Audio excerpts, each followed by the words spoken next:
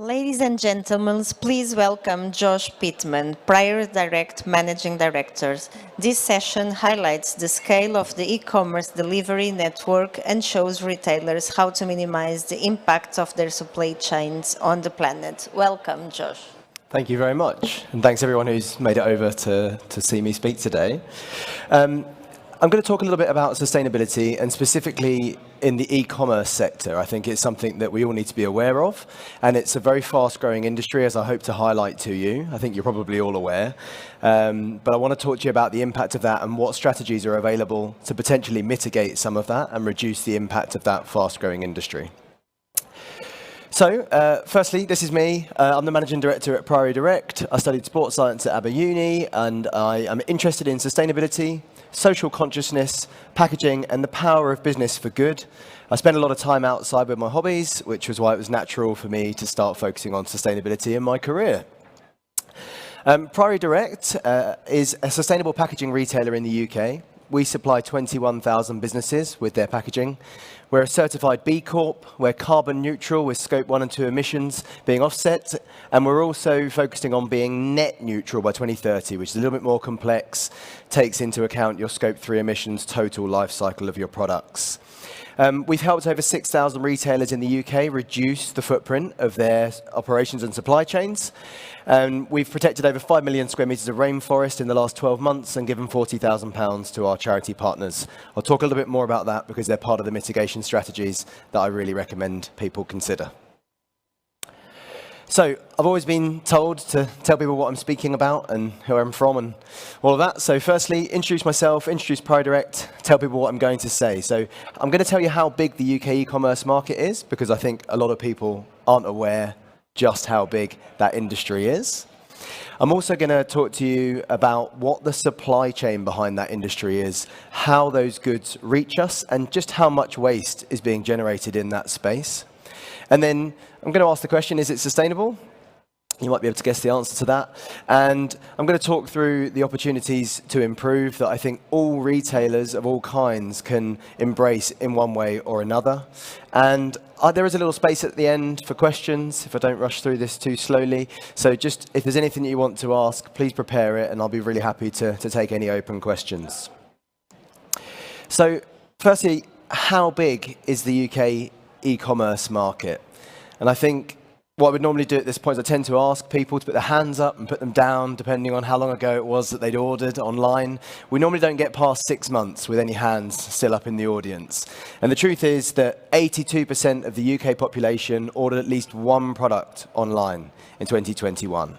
So I might not be telling you anything that's too new, because you're probably in that 82%, but the truth is it's a very, very high adoption rate. It's much, much higher than many of the other countries in the EU and the world, and it's very likely to be here to stay, because e-commerce has a very, very good retention rate. It's super easy and convenient for goods to be ordered online and to arrive with us. So once you've tried that model, it tends to take more of your share of retail wallet, and it tends to get customers to buy again. So just how that looks in terms of revenue is quite a frightening statistic, really, is that in 2019, there was £693 billion of e-commerce and digital sales in the UK. That's a very big number, £693 billion worth of online and digital retail. So it's no longer a small industry. The speed of growth is very, very rapid, and it's a large amount of goods and revenue flowing in the UK digitally. In terms of market size in the UK, the trend line there is actual year-on-year growth. So as many of you, if you're retailers, will know, we've had some slower times in 2021 and 2022, but the truth is that growth of market share in e-commerce has continued to grow even through those lower trading periods. What percentage of retail do you think e-commerce represents in the UK right now? So I've given you some reasonably big numbers, but I think for me it was certainly surprising as to how much that actually represents in terms of UK retail. So again, I'd love to ask people normally what they think is the answer here, and typically people will fall between the 40 and 60% number. The truth is, the highest it's ever been was during the pandemic, which was 38% of total UK retail going through e-commerce. As of October 2022, it's only 26% of retail in the UK going through e-commerce. The reason I think that's very interesting is because if 82% of the population have tried it once and it has a very high adoption rate and repeat purchase rate, then this number is set to grow. It's an opportunity for retailers to grow their reach and their audiences and revenues, but it's also potentially a very big logistical and sustainability challenge. Talking to that point, the UK e-commerce market's expected compound annual growth rate, the percentage growth it's going to achieve every year from now to 2027, is at 21.76%. That gives a predicted industry turnover for e-commerce of 3.347 trillion by 2027.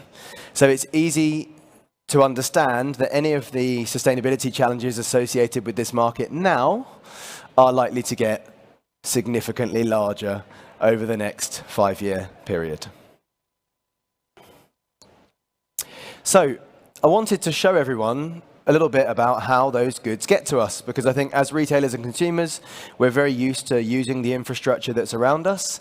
And as consumers, we're very used to clicking the buy button and then a delivery driver arriving at some point at our front door to deliver those goods. Normally something we like to moan about, but the size and scale of the operations behind this in the UK are quite frightening. So in the UK, we actually shifted around 4.5 billion parcels in 2021. And that is 12 million parcels a day. It doesn't actually flow linearly like that. You know that the Christmas period is when a lot of that happens, but it's 12 million parcels a day on average. That's not an easy number to imagine. And the courier, express and parcels market is set to grow significantly, 9% in volume per year to 2027, giving a projected UK parcels in 2027 of 6.2 billion or 16 million parcels a day. A very, very significant number of goods moving around and very, very different to traditional retail. It's a lot of final mile, single point of delivery journeys with a lot of additional packaging and protection used in that space. So it's a really significant change to our retail mix and specifically to our logistics and supply chain. It's not just the UK that's set to grow. The rest of Europe is exhibiting very high growth rates, and there are some really significant numbers. But given the size of the economies we're talking about here, this gives you an idea of where we are on our e-commerce adoption curve versus some of the other countries in Europe. We have a very, very significantly advanced e-commerce market, and it's really trending in a strong direction. Incidentally, the value in billions of the courier and express parcels market is currently around 33 billion, and it's set to grow to around 42 billion in 2027. The other sort of key thing to understand about how goods move around and how we expect those goods to reach us is the service that they're delivered to us within. And in the UK in particular, expectation is very much trending towards next day delivery. And obviously that has some significant logistical challenges with it. There's a high pressure to move those goods at pace, which leads to some behaviors which are a bit less sustainable, like centralized sorting and multiple journeys for parcels, which we'll explore in a minute. So currently in the UK, we're roughly 62 million parcels going same day, with 1.2 billion parcels going next day and 3.1 billion parcels going on a standard service. The biggest forecasted area of growth is next day, with that ending between 2 and 2.7 billion parcels. And standard setting to grow, but just not as much as next day. Same day, incidentally, is something that we can see a trend for, and people are predicting more trend for, but they don't see it replacing next day delivery service with convenient windows for a lot of sectors. The truth is, there's not many times that you really need an item the very same day that you buy it, specifically with the sort of purchases that are predominantly exhibited within e-commerce.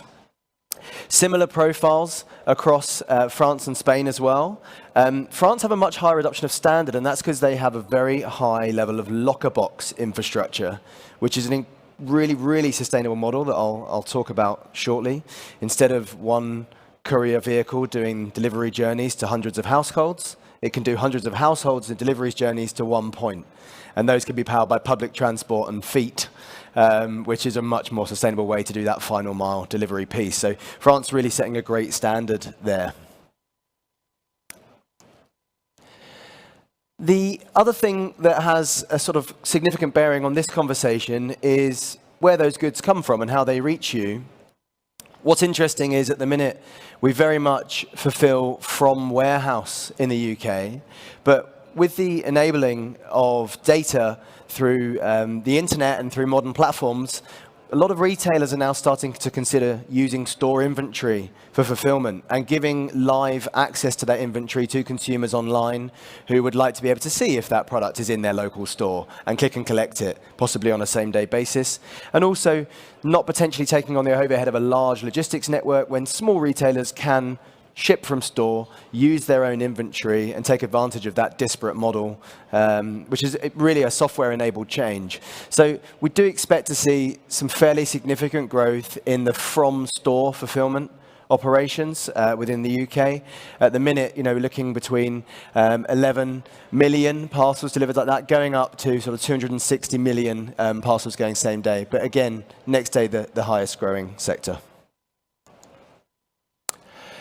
It's not always just one journey with e-commerce, and I think we've all probably experienced receiving something online that didn't suit our needs or needed a return. In some industries, those return rates are very high. So in apparel, both men's and women's clothing, ranging between 14 and 23% of all of those journeys requiring a second journey through the courier network, a redelivery to that retailer, and potentially another order going out to that customer. So even though these statistics are very large, there's also a significant proponent of returns. And it's one of the big challenges in e-commerce is how do we do that in-store trying experience? How do we make sure that the consumer's getting the right item? And how do we as consumers shop with confidence without having a service to allow us return options? So yeah, that's another significant challenge in the market, and specifically, a big challenge from a sustainability perspective.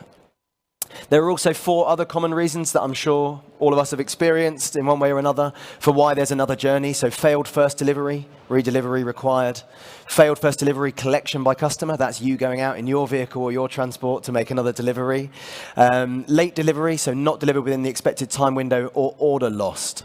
And the cost of failed first time, on time, and every time delivery for all 3 groups was more than 1.6 billion in 2018. So when this system goes wrong, it's such a large system that the footprint of that is quite significant. Another thing that a lot of people aren't really aware of is that most parcels, 12 million a day, are doing a journey something like this. They're collected from you or from the vendor. They're taken to a local hub, and then they're shunted from that local hub to a central super hub. We're near quite a lot of them now because we're in the middle of the country.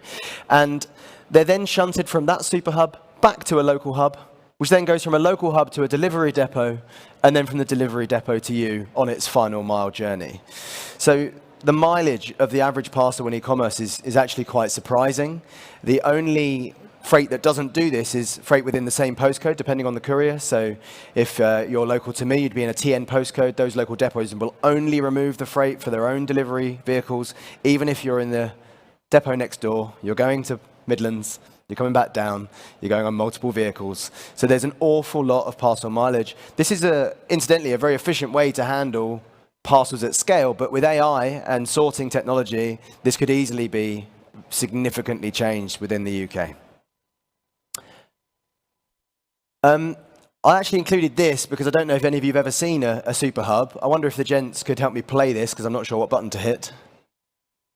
But this is the DPD Super Hub 5, a Hinkley Point. We've got 5 of these. It sorts 73,000 parcels an hour. First and second biggest. It's a very, very large space and it uses an awful lot of energy. But if you look at when we pan left and right, this was from a visit last year, it shows you just the scale and how many bays of long? these kinds of operations. How many bays long is that? So DPD have 5 of these in the UK, and that's only one courier.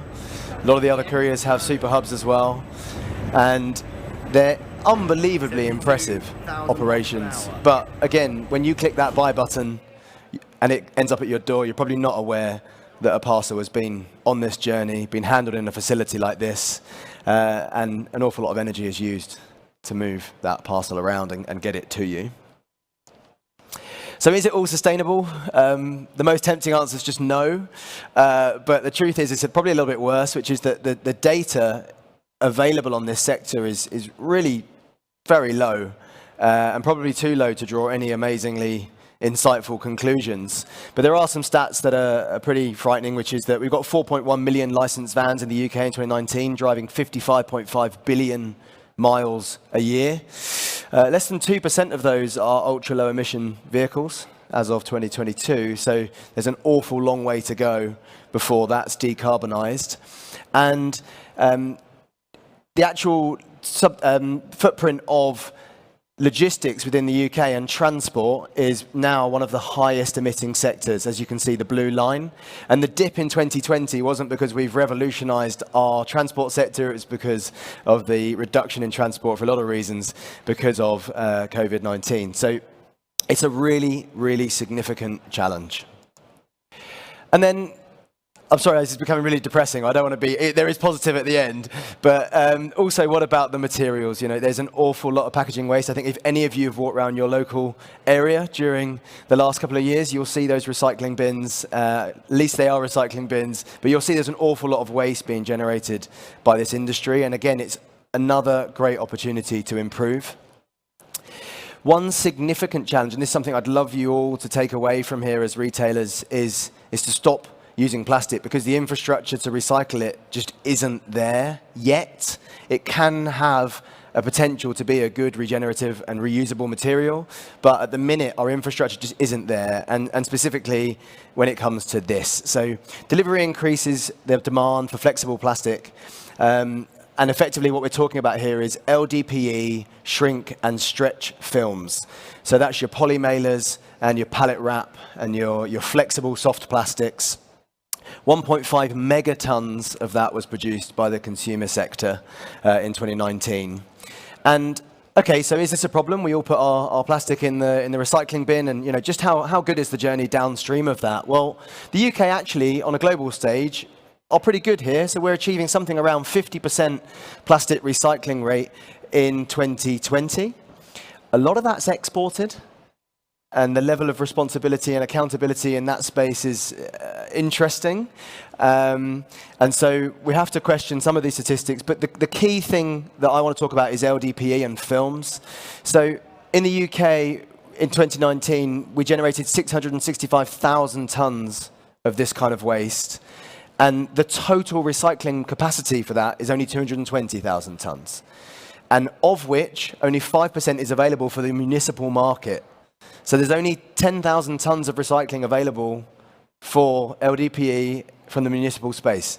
So your poly mailers, your wraps and films are not being recycled. And they're not being recycled anytime soon. So the one thing you can do very quickly is to move away from those materials. Hopefully some more positive news, but 71% of cardboard is recycled in the UK. We're really, really high adopters of paper and pulp recycling. We actually have capacity for 95% of all cardboard to be recycled based upon improved consumer adoption. One of the challenges here as well is that the cleanliness of cardboard recovery within consumer spaces is worse than in retail space. You know, wet cardboard boxes and curbside collections, contaminated with things that people have misunderstood to go in there. It does reduce the recovery rate, but we're ready and able to cope with these materials. And if you can do one thing in your operations in terms of material waste, then I would encourage you to move to paper and cardboard, because it's readily recycled in the UK. It can have a repeat journey, a repeat life, and stop the use of virgin materials. So, how can you reduce your impact and deliver sustainably? This is hopefully the doom and gloom out a bit. We can give you some ideas as to where you can improve, what you might be able to do as a retailer. So I've tried to give 5 focus areas. 1 is measure your impact. 2 is choose low carbon delivery. 3, minimize mileage. 4, minimize waste. And 5, build your positive footprint. So I've done a slide for each of these to help us try and come up with some ideas and share some insight as to how you might be able to improve in these areas. So first of all, what's measured is managed. I love that quote. And the truth is that until as a business you have a handle on just what your emissions and footprint are, you won't know if the improvements you're making are really affecting the output of your operation. I don't think this means don't start improving until you've measured, but I do think for you to tangibly know that you're doing the right thing, having a framework of measurement is so important. There are loads and loads of service providers now providing life cycle assessments for your products and your business. We offer a carbon footprint per packaging item and a carbon footprint audit of people's supply chain. It's something that we do because we want to be able to say to retailers after we've worked with them, this is how much we've reduced your impact. It doesn't need to be us. Anyone can do this. And really, I'd encourage you to seek service providers or frameworks that you can use. There are also consultancies and specific area experts. It doesn't need to cost a huge amount of money. Mostly, it'll just need time. And you can already start to estimate your carbon footprint and your waste stream. From there, you can create a roadmap to improve. That creates a great consumer story. We work with lots of retailers who are terrified now because of greenwashing to say anything about their operation and how they're improving because it's not perfect where it is now. But actually, we encourage people to say, look, we know there are 30 tons of single-use plastic in our operation now. We've got that fact. This is how we're going to address it. This is our roadmap. And that creates a great positive PR story all the way along and gives you a good impetus to make those changes within your operation. So get measuring, understand what your waste and your emissions are. And again, you can leverage your suppliers' data here and put pressure up and downstream of your operation to try and get good information. But if you don't try, you won't make any progress there. Oh, I did say, sorry, there, that you'll also likely to help you prepare for the legislation that is very likely to be introduced along the journey towards net neutral in 2050. The government are pushing for net neutrality, net zero, by 2050. If you think as businesses that isn't going to come home to roost, then sorry, that's definitely going to come home to roost, and you're going to need to be accountable, responsible, and aware of your emissions and footprints. So why wait to be told? If you're prepared and you understand your emissions and you've got a good data collection framework there, you'll be in a strong position when that comes. Choose low carbon delivery. There are lots of providers, DPD, offer carbon neutral delivery. You can also use carriage aggregators like Stuart, who use AI to help you choose a better routing for your parcels. And most of these things, if you're using a Shopify platform or standard out-of-the-box ERP or accounts package, they have very open integrations. And just by integrating them into your e-commerce offering, you can get a whole suite of more sustainable delivery choices without you really having to do a whole load of the hard legwork.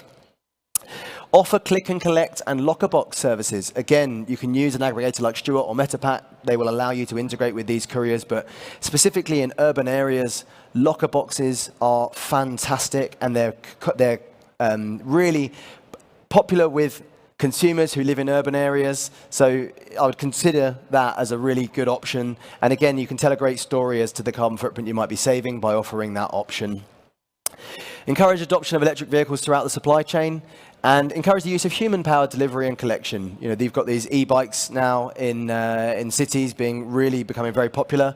And also, as I say, collect from store, human-powered delivery is a really powerful antidote to carbon-heavy delivery options. Minimise mileage. It's pretty simple, but the truth is the carbon footprint of your packaging and materials pales into insignificance when it comes to the mileage associated with moving you, your products, and your packaging around. So use your store inventory. If you've got a store, use it to fulfill. It can be closer to the customer. It can allow click and collect. Reduce final mile travel with locker and collection points. I really like that one. I don't know if you guys noticed, but it's a really good option. Reduce supply chain mileage for products and packaging. Can you make your manufacturer more local? Can you consolidate your sourcing, ensure full vehicles are supplying your business? Consider your own mileage. We're all able to remote work now. We all have access to public transport, and the cycle to work scheme's easy to get involved in. So all of these things can make a difference. And again, the logistical footprint of your business and people is the biggest opportunity to reduce your impact. Improve delivery tracking accuracy and in-flight rescheduling. Again, wasted journeys, non-successful deliveries, and needing to go again is easy to avoid now with good technology. Some providers are better than others here, but you can reschedule your hour window, stop that unnecessary delivery going out. And improve online user experience to minimize returns and wasted journeys. If you're an apparel retailer, there are so many size widgets now. Compare your sizes to other well-known brands in the market. Help people find the right fit for items so that you don't encourage that downstream return. Doesn't need to be a logistical solution. Just making sure you're helping people find the right product is a really good and powerful solution to avoid those wasted journeys. And then right-size your packaging. This is something that's obviously very dear to us, but the amount of shipped air that's in the supply chain at the minute and overpacking, overpadding, it has a hugely significant footprint, and not because of the material, because of the wasted air. The percentage utilization of vehicles in that supply chain. If you're shipping boxes and items that are far too large for the items you're sending, you're adding wasted space to that supply chain, which means more vehicles on the road and more vehicles required to deliver those products. So right-sizing your packaging is great for your wallet and great for the planet. So really encourage you to consider rationalizing and getting your packaging right for your items. I think all of us will have bought with a certain very large retailer in the UK and maybe received something in a very large packet that it might not have needed to be in. Minimize waste. I think this is a core sustainability principle, regardless of how you look at it. But focus on the adoption of right-sized packaging. I've mentioned that. Choose material that are readily recyclable. I've really, I hope, made it very clear that those plastics aren't being recycled. So if you can choose a material that's more readily recyclable, it will help. Help your consumers handle their materials responsibly. So with a couple of retailers we work with, like Vivo Barefoot, we've put a QR code on the packaging design, which shows people where their nearest recycling point is and what their local policy for that recycling that item is. Again, you can use technology to enable good handling of your materials, and that sentiment, that consumer experience is really, really good for your brand in the current times. Push your manufacturers and suppliers to minimize their packaging. We did a fantastic project with the Mayborn Group, who own Tommy Tippy and Growbag, and they reduced the inbound bulk packaging before the items were going out. It was unnecessary. There was a lot of packaging waste that can be removed by working with your supply chain partners and considering how those items are coming to you before they then go to your consumers. Audit your supply chain and operation for waste materials. As I said, measure what's measured is managed. And then stop wasting energy is an easy one as well. So you can choose green energy providers. There's not a huge green premium there. And adopt energy saving technology and practices. Simple things like your sleep cycles on your computers, stuff like this. It all adds up. So again, if you audit it and as a business take careful responsibility about what you're doing there, it all adds up. And then build your positive footprint. So this is something I'm really passionate about. I think everybody should have a CSR, a corporate social responsibility part to their business. The truth is, businesses are here to stay. An awful lot of money flows through them, and we as business owners and operators and services really want that to stay. But for it to be sustainable, we have to focus on creating a positive footprint within our business. We need to make sure that our business is a triple bottom line. That's good for people, good for the planet, and profitable, good for the economy. So where are the CSR and ESG on your roadmap? Where are your opportunities? And there are lots of ways that everyone can incorporate this into their business. So I can just share you what we've done, and hopefully it gives you some ideas. So we created our Priory Elements ranges. They're sold in partnership with 1% for the Planet. That means 1% of all revenue through those products goes to environmental charities. Really easy, very low friction on us as a business. It gives a wonderful marker on those packaging, which our customers really like. And it feels great to be supporting those kind of operations. Into your business. So how can you build it into your business? Well, we offer protect 1,000 meters of rainforest with every order you place with us. A lot of people are doing tree planting. Is there a service relevant to your product that you can build into your buying journey? They're really, really popular with consumers. They have a fantastic positive footprint, so why not put some budget aside to doing that? Take it from your marketing budget. You might find that it's actually more compelling to your customers than advertising to them when they're trying to watch YouTube videos. Can you repurpose your loyalty scheme to generate charity donations? So we introduced charity rewards. 1% back of everything you spend at Priory Direct, you could use as a discount. That was our loyalty scheme. But we introduced 4 charity partners, and we offered our customers the ability to give that to charity in the checkout instead of just redeeming it as a discount. Some still redeem it as a discount, but an awful lot of that revenue now flows to charity. It was a zero-cost thing to us because we had our loyalty scheme already. It's a great idea that hopefully some of you might be able to take use of. And can you align with a future-proof standard to build sustainability into your business? So we're a certified B Corp. We think that's the gold standard of being a triple bottom line business, and I hope some of you will have heard of it, but there are now 1,000 B Corps in the UK, and it really builds sustainability and a triple bottom line model into your governance. And if you're looking for ideas as to how to start this journey, the B Impact Assessment, which is, if you just Google B Impact Assessment, it's a free tool that you can go into, and it has a lot of questions in there that will really make you think and really give you lots of ideas of how you might be able to improve your policies, how you might be able to improve your operation, etc. So I'd really encourage you guys to lean into that because it will give you a rich resource and lots of ideas. Through these, we've protected over 5 million square metres of rainforest in the last 12 months and raised £40,000 for our charity partners. I'm really proud of that, and I think it's really been a zero-cost exercise for us as a business. So how can you create a triple bottom line in your business is something that I'd like you to think about after this conversation. So I think I've got through that reasonably quickly. There's a lot of data in there, so sorry for bombarding you with that.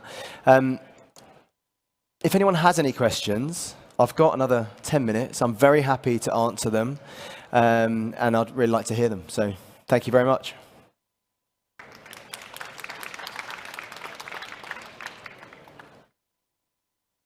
I've smashed it.